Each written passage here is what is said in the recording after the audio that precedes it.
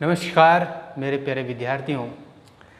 आज हम अपनी जो सामाजिक में चल रहा है उसका थर्ड चैप्टर पढ़ेंगे, पृथ्वी की गतियाँ। जैसा आप देख रहे हो ज्योग्राफी का पार्ट हम पढ़ रहे हैं और उसमें अपना तीसरा चैप्टर है। तो देखो आप, पृथ्वी की गतियाँ आप विशेष रूप से सभी जानते हैं कि दो तरह की होती है, परिक्रमण गति और घूर्णन गति, ठीक है ना। तो इसमें देखो, जैसा आप जानते हैं पृथ्वी की गति दो प्रकार की होती है, घूर्णन और परिक्रमण। पृथ्वी अपने अक्ष पर घूमना क्या कहलाती है? घूर्णन। जैसे वो अपने अक्ष पर घूमती है, ऐसे अपने अक्ष पर घूमना ऐसे ऐसे ऐसे ऐसे, तो वो तो घूर्णन। और सूर्य के चारों ओर एक स्थिर कक्ष में पृथ्वी का गति करना, यानी सूर्य के चक्कर लगाना, वो कौन सी गति कहलाती है? परिक्रमण। इसको अंडरलाइन कर लो। पृथ्वी का अपने अक्ष पर घूमना घूर्णन और सूर्य के चारों ओर एक स्थिर कक्ष में चक्कर लगाना परिक्रमण कहलाता है। पृथ्वी का अक्ष काल्पनिक रेखा जो इसके कक्षीय सतह से 66.5 डिग्री का कोण बनाती है, इसको भी नोट कर लो, ठीक है। ये समतल जो कक्ष के द्वारा बनाया जाता है उसको कक्षीय समतल कहते हैं। पृथ्वी सूर्य के प्रकाश प्राप्त करती है, सभी जानते हैं, क्योंकि पृथ्वी में अपना कोई प्रकाश नहीं है। किससे प्रकाश प्राप्त करती है? सूर्य से, ठीक है। पृथ्वी का आकार गोले के समान है, ये भी हम जानते हैं, इसलिए एक समय में सिर्फ उसके आधे भाग पर ही सूर्य की रोशनी प्राप्त होती है। चित्र 3.2 में आप ये देख सकते हो। देखो ये जो पृथ्वी है, मान लो इधर सूर्य है, दिख रहा है। सूर्य के इधर, अब मतलब पृथ्वी तो गोल है ना, तो गोल चीज पर आप एक साइड प्रकाश डालोगे तो इधर आधे हिस्से में तो क्या दिख रहा है? प्रकाश, उजाला हो रहा है, और इधर पीछे वाले साइड में क्या हो रहा है? अंधेरा हो रहा है। इस कारण से पृथ्वी के आधे भाग पर क्या होती है? रात, और आधे पे क्या होता है? दिन होता है, ठीक है। आगे देखो, सूर्य की ओर वाले भाग में दिन होता है और जबकि दूसरा भाग जो सूर्य से दूर होता है वहाँ पर रात होती है। ग्लोब पर वह वृत्त जो दिन तथा रात को विभाजित करता है उसे प्रदीप्त वृत्त कहते हैं।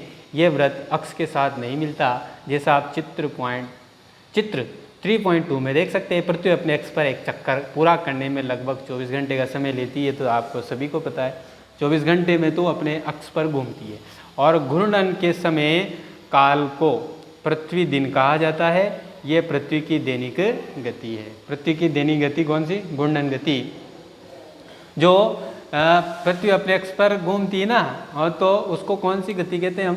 घूर्णन गति। और पृथ्वी एक चक्कर पूरा कितने दिन में लगाती है? 24 घंटे में, ठीक है। ये देखो घूर्णन गति है, ये घूम रही है। अभी जितना घूमेगी इधर का हिस्से में दिन हो जाएगा, और इधर नहीं दिख रहा है तो रात हो जाएगी, ठीक है। अपने अक्ष पर घूमना घूर्णन कहलाता है। और ये एक चक्कर कितने घंटे में पूरा करती है? 24 घंटे में।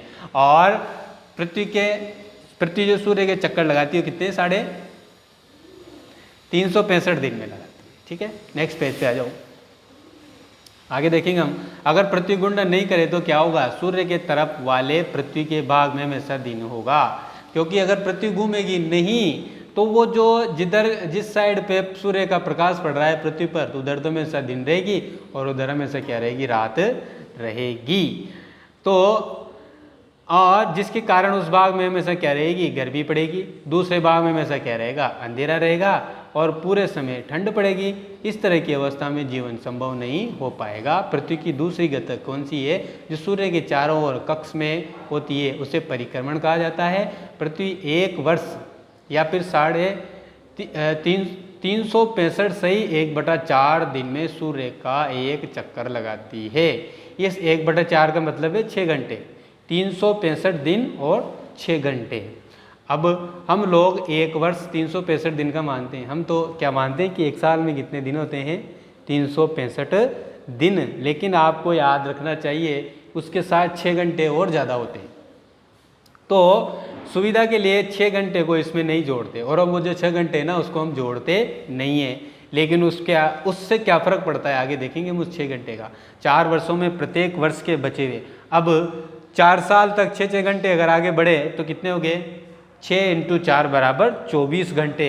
और 24 घंटे का क्या होता है? एक दिन होता है। तो यानी एक दिन ज़्यादा बढ़ गया, यानी एक दिन 24 घंटे के बराबर हो जाते हैं। इसके अलावा दिन को फरवरी के महीने में जोड़ा जाता है और उस बढ़े हुए दिन को किस में जोड़ते हैं, फरवरी में। इस प्रकार प्रत्येक चौथे वर्ष फरवरी माह 28 के बदले 29 का होता है। जो भी निकला है ना, 29 की फरवरी आई थी, याद हो आपको, क्योंकि लीप वर्ष था और इस वर्ष में 366 दिन होंगे, 365 नहीं होंगे। ठीक है। और जो एक दिन बढ़ जाता है, कितने साल में बढ़ता है, वो 4 साल में क्यों बढ़ता है, ध्यान रखना। अगर आपसे कोई पूछे कि भाई ये लीप वर्ष फरवरी 29 की क्यों होती है, कैसे होती है, और ऐसे होती है कि पृथ्वी जो होती है सूर्य का एक चक्कर 365 दिन और 6 घंटे में लगाती है, इसलिए हम 6 घंटे को जोड़ते नहीं। वो 6 घंटे 4 साल में कितने बन गए, 24 घंटे, और 24 घंटे का कितने दिन हो गया, एक दिन, और वो एक दिन फरवरी माह में जोड़ा जाता है। तो प्रत्येक 4 साल बाद ऐसा होता है। ऐसा वर्ष जिसमें 366 दिन होते हैं उसे लीप वर्ष कहा जाता है। अंडरलाइन करो इसको। पता लगाइए कि अगला लीप वर्ष कब आएगा। अभी 20 में आया, तब कब आएगा, 24 में आएगा। ठीक है। और एक बात का भी ध्यान रखना, लीप वर्ष किसे कहेंगे, ऐसा वर्ष जिसमें 4 का भाग चल जाता है पूरी बार, उसको हम लीप वर्ष कहते हैं। चित्र 3.3 से स्पष्ट है कि पृथ्वी दीर्घ वृत्ताकार पथ पर सूर्य के चारों ओर चक्कर लगाती है। 3.3 में देखो, दीर्घ वृत्ताकार, देखो ये पृथ्वी है, ये चल रही है, घूम रही है, याद रखो ये यूँ घूमती है, यूँ नहीं घूमती है, पश्चिम से पूर्व की ओर घूमती है पृथ्वी, यूँ जाएगी, यूँ ऐसे, ये कक्ष है, इसका मतलब ये सूर्य है, इस तरह से चक्कर लगाती है। तो ध्यान दीजिए कि पृथ्वी पूरे कक्ष में एक ही दिशा में झुकी हुई है, हमेशा इस साइड झुकी रहती है।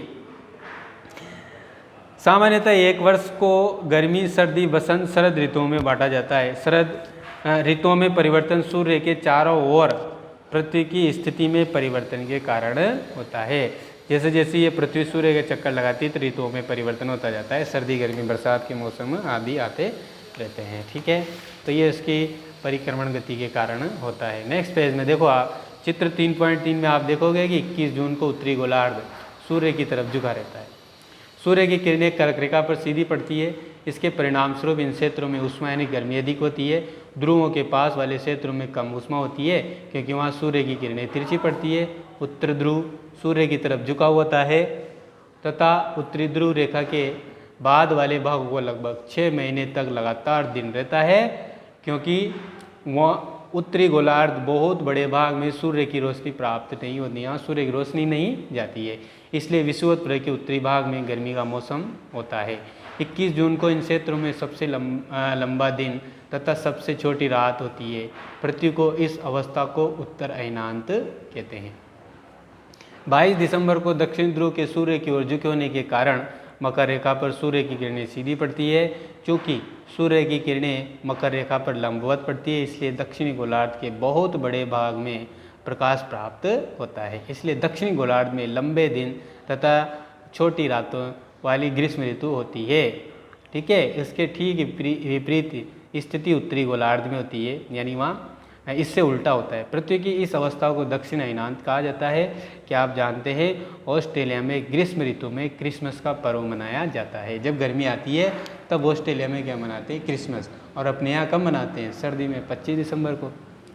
21 मार्च और 23 सितंबर को सूर्य की किरणें विषुवत वृत्त पर सीधी पड़ती है। इस अवस्था में कोई भी ध्रुव सूर्य की ओर नहीं झुका होता, इसलिए पृथ्वी पर रात और दिन क्या होते हैं, बराबर होते हैं। आपसे पूछे कि पृथ्वी पर दिन और रात बराबर कब होते हैं, 21 मार्च और 23 सितंबर को। ठीक है। 23 सितंबर को उत्तरी गोलार्ध में शरद ऋतु होती है, जबकि दक्षिणी गोलार्ध में बसंत ऋतु होती है। 21 मार्च को स्थिति इसकी विपरीत होती है, जब उत्तरी गोलार्ध में बसंत ऋतु तथा दक्षिणी गोलार्ध में क्या होती है, शरद ऋतु होती है। इस प्रकार स्पष्ट है कि पृथ्वी के घूर्णन एवं परिक्रमण के कारण दिन एवं रात तथा ऋतुओं में परिवर्तन होता रहता है। ठीक है बच्चों, तो ये अपना एक छोटा सा पार्ट था और इसके क्वेश्चन आंसर आपको PDF के रूप में या ग्रुप में भेज दिए जाएंगे ना। ठीक, तो इसके जो बसद वाले क्वेश्चन है वो आप लगा लो। पृथ्वी की सूर्य चारों ओर गति को क्या कहते हैं, परिक्रमण गति कहते हैं। सूर्य की सीधी किरणें विषुवत वृत्त पर किस दिन पड़ती है, 21 मार्च को। गर्मी में क्रिसमस का पर्व कहाँ मनाते हैं, ऑस्ट्रेलिया में। ऋतुओं में परिवर्तन पति कौन सी गति है, परिक्रमण गति।